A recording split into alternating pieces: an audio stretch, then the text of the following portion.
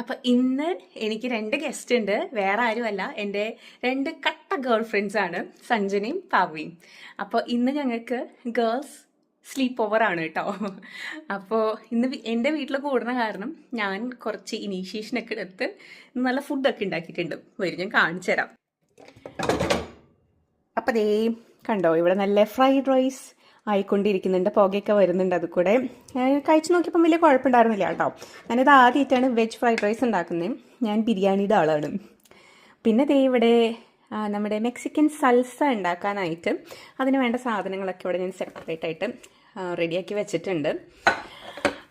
നിങ്ങളത് ട്രൈ ചെയ്തിട്ടില്ലെങ്കിൽ ഞാൻ അതിൻ്റെ റെസിപ്പി പറഞ്ഞുതരാം കേട്ടോ. ഭയങ്കര സൂപ്പർ യമ്മി ആയിട്ടുള്ള ഒരു റെസിപ്പിയാണത്. ഭയങ്കര ഈസിയാണ് ഉണ്ടാക്കാനായിട്ട് കേട്ടോ.